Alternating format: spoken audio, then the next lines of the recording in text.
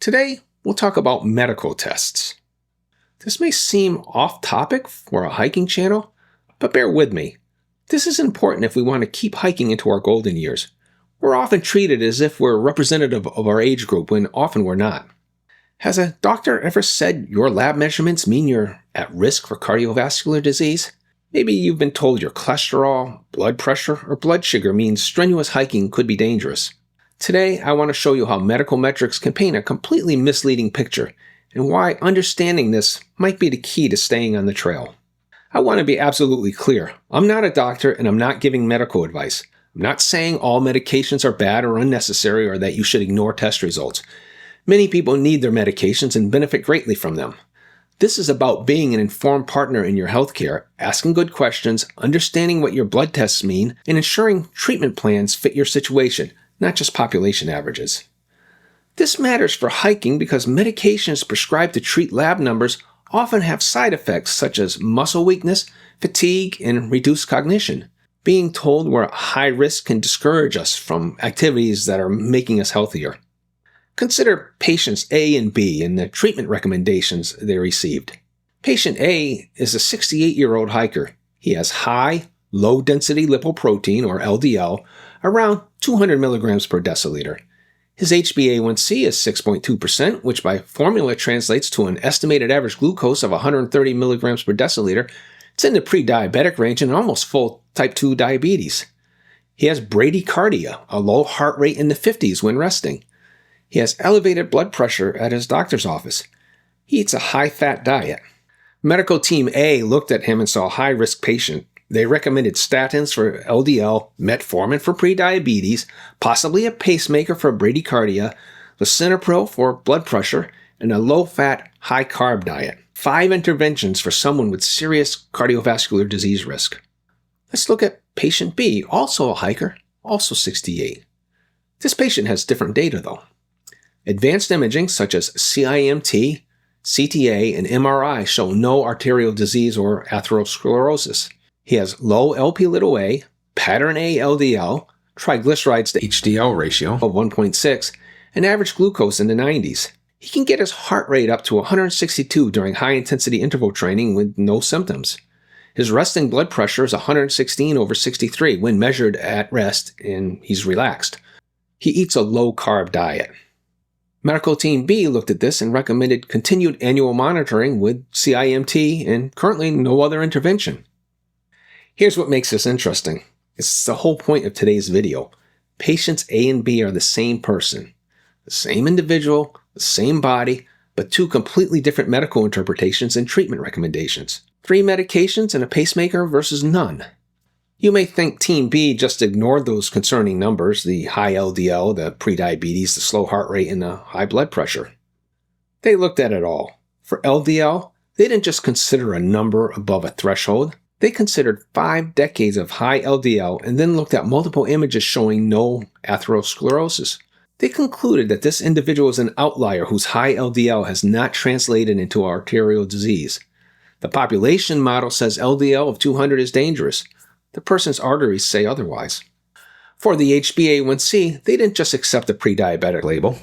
They looked at actual glucose measures showing average readings in the high 80s and low 90s. They recognized that HbA1c can be affected by factors other than blood sugar, things like red blood cell turnover rates that vary between individuals, and even lab variation. The HbA1c suggests a problem that direct measurement doesn't. To verify this, they administer an oral glucose tolerance test.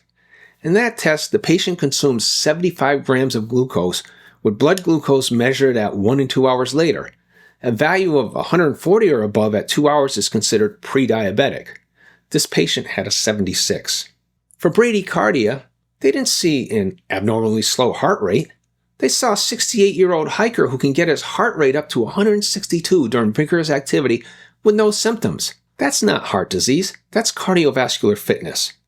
Many endurance athletes have low resting heart rates. It can be a sign of efficient heart function rather than dysfunction. For the high blood pressure, Team B recognized that blood pressure is often higher in clinical settings due to suboptimal conditions. They took readings in normal, relaxed circumstances and saw a perfectly healthy 116/63. Why the difference? Team A looked at isolated numbers and compared them to population thresholds. When the numbers fell outside normal, they prescribed medications. Team B looked at the whole picture. They recognized that this person's metrics, alarming in isolation, can occur in a fit individual whose physiology doesn't respect population averages. They didn't stop there. They're asking questions like, why is the HbA1c high relative to the patient's average blood glucose? Is there an iron deficiency causing slow red blood cell turnover?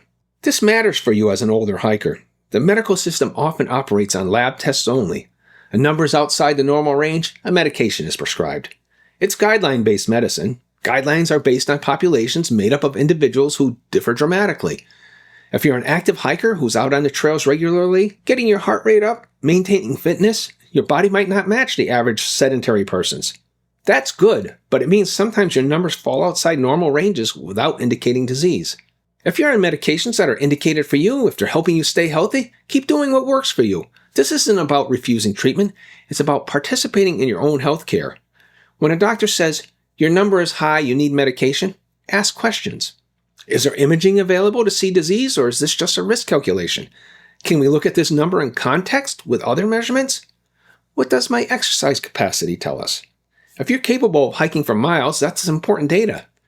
Team A literally told the patient, ignore the imaging data. Your high LDL is causing microdamage. When the patient asked, what test can detect this half-century of microdamage? It should show up somewhere. He was told, there are no tests for microdamage, but it's there. That's not medicine, that's hand-waving. Understand that risk calculators are based on population statistics. They tell you what percentage of people with your characteristics develop disease. They don't tell you that you will. One risk calculator flagged our hiker as having a 10-year cardiovascular event risk of 6%. The images suggest he's in that other 94%. Staying active, hiking regularly, and maintaining cardiovascular fitness matter enormously for your health. Watch my video on the health benefits of day hiking, including how it provides many of the benefits of long backpacking trips. Regular hiking reduces cardiovascular disease risk, improves metabolic health, strengthens bones and muscles, and extends healthy lifespan for most people. If a doctor tells you that your numbers mean you should take it easy, well, maybe you should. But those numbers need more context. Maybe what you're doing is exactly what's keeping you healthy, even with numbers that look concerning on paper. Don't let fear of bad lab numbers stop you from doing the activities that are improving your health. We have to be careful here. I'm not saying everyone with high cholesterol is fine, or to ignore your doctor, or that medications are never necessary. What I'm saying is medicine works best when it's individualized, when it looks at the whole person, not just numbers on a chart, when it considers exercise capacity and actual disease presence, not just risk calculations. Team A wasn't wrong to be concerned about those numbers. They were following guidelines meant to prevent disease.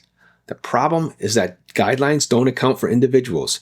Team B wasn't ignoring risk. They were assessing actual disease and recognized that this person is an outlier from population averages.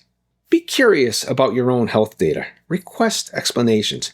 If something doesn't make sense to you, if you're being told you're high risk but you're out hiking mountains, dig deeper. You might find that, like the patient in this case study, your numbers tell one story, but your actual physiology tells another.